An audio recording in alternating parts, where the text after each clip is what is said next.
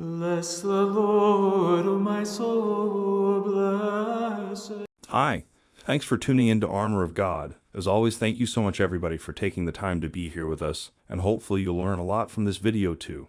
Anyway, this video is going to be relatively shorter than the weekend videos, and I'm going to share a few things again from the Exorcist Father John Farao. I must admit the subject is quite dark this time. It's about abortion and rape, but unfortunately, that's the reality of the world we're living in today, and the horrible acts do take place from time to time, sometimes in certain locations too frequently. And as always, if you'd like to listen to the whole thing in full, there's a link to the full video in the description box below in case you want to listen to it without my commentary and interruption. In any case, I'd like to start by sharing this very short clip. The more you are involved in the church, the more you bring people to faith, the harder evil is going to push back on you.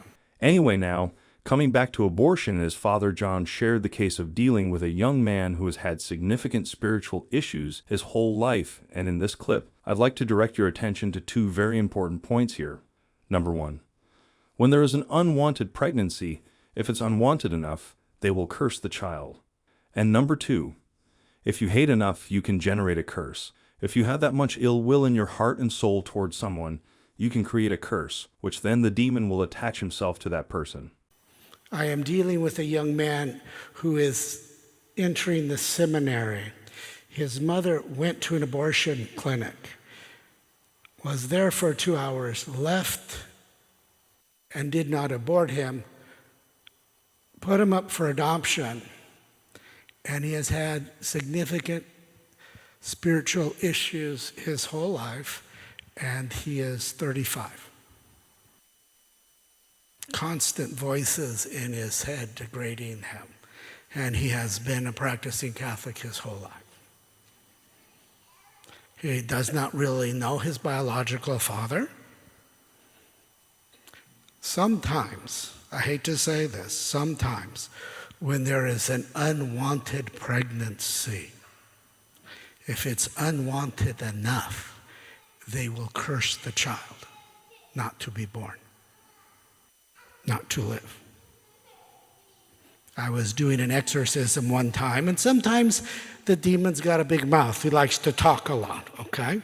And one of the few questions I get to ask, church is very strict about when you're talking with a demon, what you can ask. And so finally I just said to him very directly, by what means did you enter this person?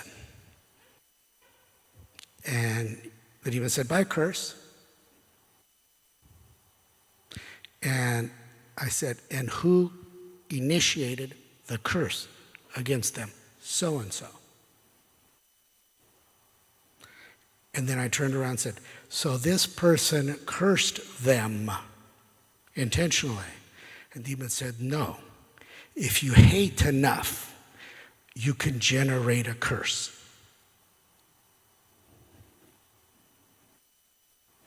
If you have that much ill will in your heart and soul toward someone, you can create a curse, which then the demon will attach himself to that person.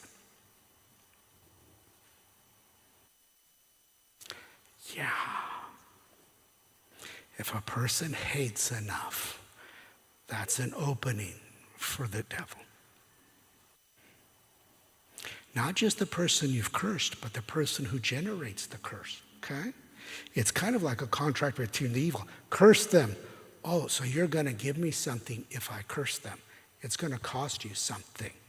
And then, as I mentioned earlier in this video, the wicked case where a man raped a woman because the man who raped her was a servant of Lucifer, and he raped her intentionally to have a child that he could dedicate to Lucifer.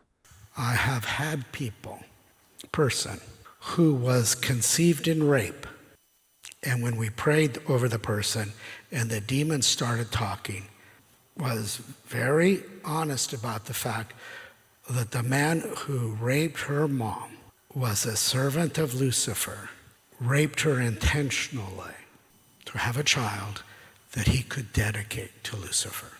Now that's wicked, to hurt people so badly.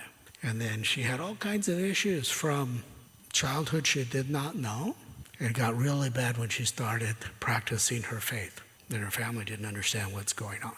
But it's not unusual for Satan to have followers who seriously go about hurting other people.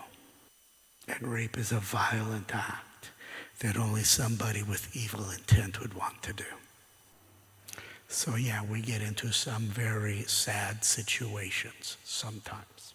If there's one thing I often realized after listening to so many exorcists sharing these cases with us, it's this: there are very evil people out there who commit atrocious crimes, and then finding out the reason they're committing these crimes make the whole thing even more disturbing. Anyway, moving away from these disturbing cases, Father Farao also shared something about patron saints, which I hope, for all the non-Catholics watching, will learn a lot from listening to this. Allow me to briefly explain. Patron saints are those whom the Catholic Church regards as an advocate for specific situations in a Catholic's life.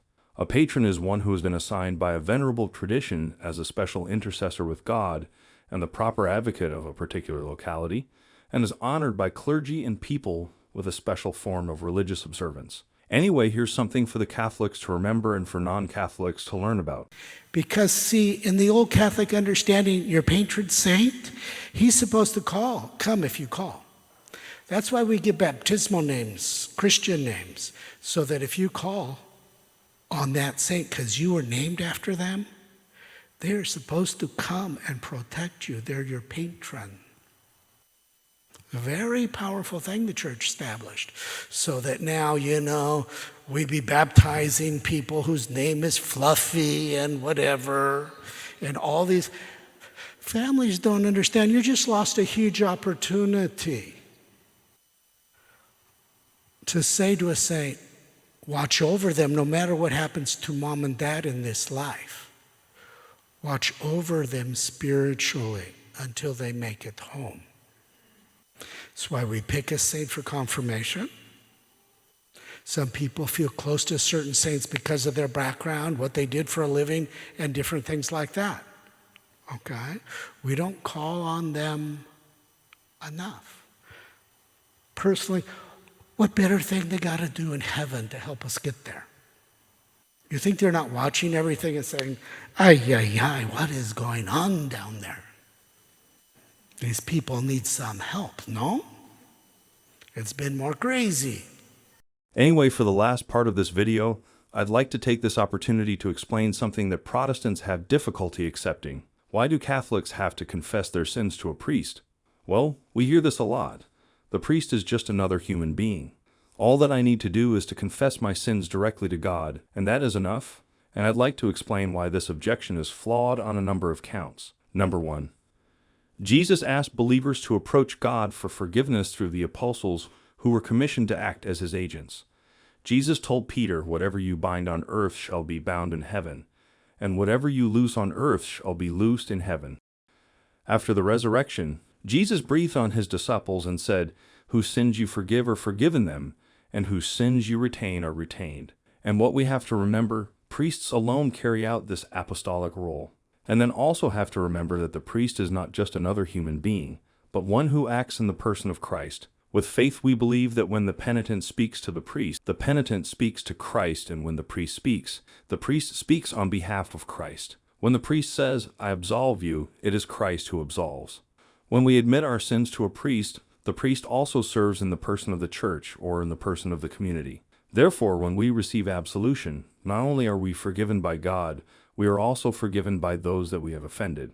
And finally, when we confess our sins to a priest, we are able to receive individualized counsel, advice that fits our unique circumstances, and we can be given a penance that is specifically tailored to help us in the spiritual healing process. Well, that will be all for the video this time. As always, thank you so much for taking the time to be here with us, and I truly hope you've learned a lot from this, especially the part on confessing our sins to priests. Anyway, for those of you who'd like to support our works, I left a link to our PayPal donation in the description box below, and from the bottom of my heart, thank you so much for your continuous support, contribution, and prayer. I'll leave you with 3 important reminders from one of our favorite exorcists, Father Vincent Lampert. Is it possible for a Christian to become possessed? And my point was, if you're wearing the label of Christian, but you're not really living the faith, then it is possible that you could get possessed, because again, you're not really living out the faith. You're just saying I'm a Christian, but you're not, you may be talking the talk, but you're not walking the walk. But if one is walking the walk when it comes to their Christian faith, the devil is nothing to fear whatsoever. Demons aren't free to do whatever they want. They're still on a chain or a leash, if you will. If they had a free reign, the world would be even more chaotic than it already is. So whatever they do, God has to permit it. Then we could ask the question, why is God permitting this? And it's good for people to remember that the devil was cast out of heaven, but he wasn't cast out of creation. God can still use the devil and his demons for God's greater purposes. Sometimes people always say something strange is happening in the house. Is it a demon, or is it the spirit of one who has died? It's not possible for the spirit of one who dies to manifest in this reality anymore. They cannot do that. We can reject God in this life, but when we die, there's God. We can't reject him. We have to face that.